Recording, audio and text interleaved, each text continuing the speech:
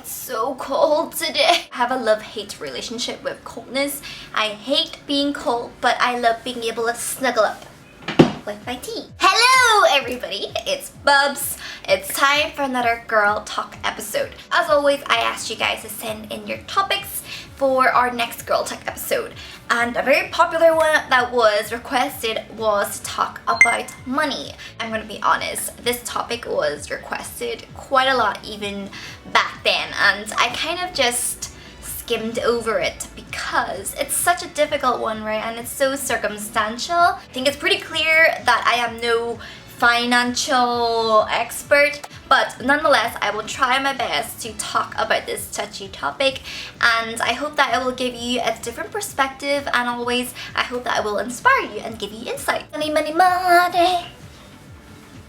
Money. Of course, we live in a world today that's fueled by money, so it's quite difficult to go through a day without thinking about it. This is the reason why we have jobs. We need it to pay the bills. We need it for electricity. We need it to clothe ourselves. We need it to feed ourselves. It allows us to go out and, watch a movie. It allows us to do things that we enjoy. Money could be a great thing. It could help fund things to make a difference, to change someone else's lives. It can fund research. It can make things that doesn't seem possible. But on the other side of the spectrum, we've also seen that money can also cause destruction. Let's clarify one thing. Money itself is not evil, and very often that's a huge misconception. The love and obsession of money is a whole different story, right? It's when you obsess and worship money that it becomes a problem. It does things to you. It can blind you and make you fail to see what really matters. People can worry about money so much that they obsess over it. They fight over it, which is pretty ironic because the whole reason is, money is supposed to help you feel more secure. But a lot of times, money ends up controlling you. No, I don't think there's anything wrong with being successful. I support you guys and continue to reach your dreams. I support you all in reaching for the stars. I'm just here to tell you guys that you don't have to let money control you. And I know for a lot of you guys, this may be very, very difficult, especially when you're just scraping to get by. With all my heart, I sympathize, and I know it must be tough. I can only tell you guys that making yourself worried sick doesn't make the situation any better. Worrying is like sitting on a rocking chair. It takes up a lot of energy, but it doesn't get you anywhere. The truth is, we cannot control our situations, but we can control our attitude. And we don't have to let ourselves be a slave to money. This is, of course, easier said than done, but it is possible. And I can tell you that some of the happiest people in the world are people who don't even have a lot. On the other side of the scale, some of the wealthiest and most powerful people in the world are some of the loneliest. Whether if you don't have a lot, whether you have enough, or whether you have more than enough, it's really about your mindset. So hopefully today I'm going to provide you guys with some insights to how you can worry less about the numbers. The thing is, money can be a part of your life. You don't have to make it your world. It's all about balance. Being able to finance it so you're able to pay for the things you need while you're able to live life. Very first thing, stop comparing your wealth with others. We grew up with society telling us that, actually, you'll never be fulfilled unless you have this or this. A lot of times we think, actually, if I have this, then I'll be happy. It seems as if the grass is always greener on the other side. Is someone's life better than yours because they live in a big house, or if they drive a nice car or wear designer clothes?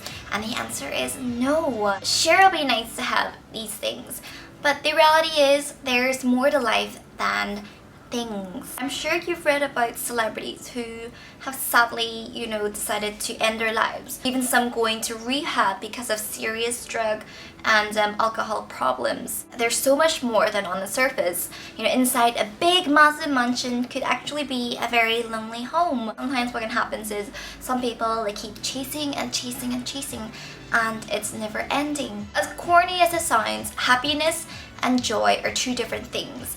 and joy comes from within. Comparing is unnecessary and unhealthy. You're not in a race or a contest, so just walk life in your own pace. You want to be the best for yourself.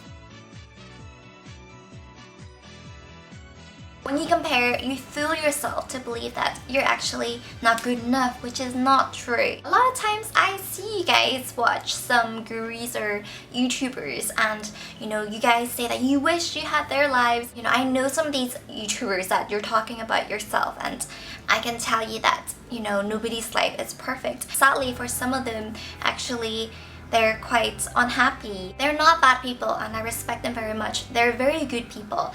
But sometimes, people kind of fall into the trap of money. The reality is they kind of let money control them and it stresses them so much. They have more than enough to be happy. It's a shame because they cannot enjoy their life. And that is a price that you have to pay. I've seen people who have been consumed by money. Of course, on the other side, I also have, a lot of friends. They also really appreciate what they have and they kind of see the value in what matters in life. This brings me on to the next thing, which is to appreciate what you have. I may say this too much, but what makes you think you deserve more when you don't even appreciate what you have right now? Right now, I'm so grateful to have a roof over my head. I'm so grateful to be sheltered from the cold. I'm so grateful that I go to bed with a full belly. If I'm thirsty, I can just drink my tea here, but if not, I can just take several steps to the kitchen and have access to water that won't contaminate and kill me. We're already in the top 20% wealthiest in the world. Some of those moments when you have to eat, but you don't really know what you feel like, so you just have something for the sake of being full. Well, actually, some people don't even know when their next meal will be. When we complain about our jobs, someone will take it in a heartbeat. When we complain about being in traffic, we should be grateful that we have a way of transport. When we complain about being bored in school, some people aren't even blessed to have education. I feel like in our culture today, people just complain out of habit. And believe me, it's not a good habit at all. Because when you complain, you're just letting it steal your joy. Biggest secret when it comes to someone being truly joyful is when you're just able to appreciate. Rather than focusing what you don't have, focus on what you do have. I have a friend and he is pretty wealthy and he's a nice guy. But, he's not content. He always vocally voices it that he doesn't feel like it's enough. And he also tells me that, he's not happy. He recently bought a new house and I was like, oh, so how's your new house? And he's like, oh, it's fine, but now I've got more to clean now. You have a nice garden. He goes, yeah, but it's a lot of work mowing it.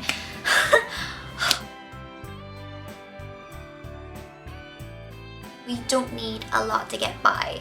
The rest are just bonuses. Tell me, what is the point busting your balls trying to earn all this money if you can't even enjoy it? I have this quote here I want to share with you guys. So when Dalai Lama was asked what's the most surprising thing about humanity, he answered human. Because he sacrifices his health in order to make money. Then he sacrifices money to recuperate his health. And then he's so anxious about the future that he does not enjoy the present. The result being is that he does not live in the present or the future. He lives as if he is never going to die and then dies having never really lived. Wow. So what Dalai Lama says is, we're not going to live forever, so why are we living as if we're never going to die? Don't just work and sacrifice time with your family and friends. You can buy a house, but not a home. You can buy a companion, but not friends.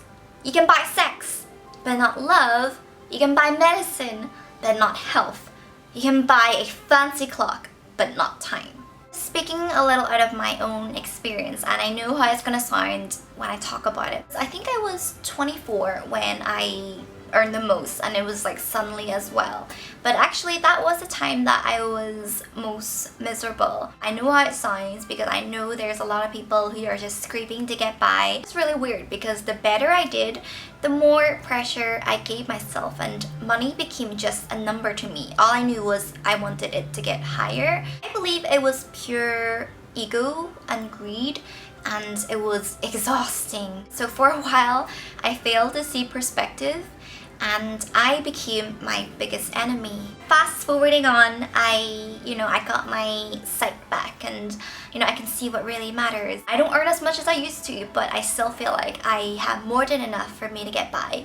And I'm using my money differently now. I'm investing it on, things that I really feel matter to me. You can choose to let society decide for you that, you're validated upon how much you have, but not me. I know I want to be respected as someone that respects other people. I'm more than what I have, and I'm more than titles. Truth is, I could be gone tomorrow, and you'll leave the same way as you entered it, with nothing. As mundane as it sounds, you cannot take your money to the grave. Don't work, work, work, work, work. It's possible to work, live, and love. Work as you need so it drives your passion and pays the bills. Live life grateful and love the people around you. Love life. Everything we do, everything we buy or whatever, our ultimate goal is to be happy. You can actually be happy now. Don't wait to be happy when you have this and this and this. The only moment you truly only have is now. So choose to be happy now.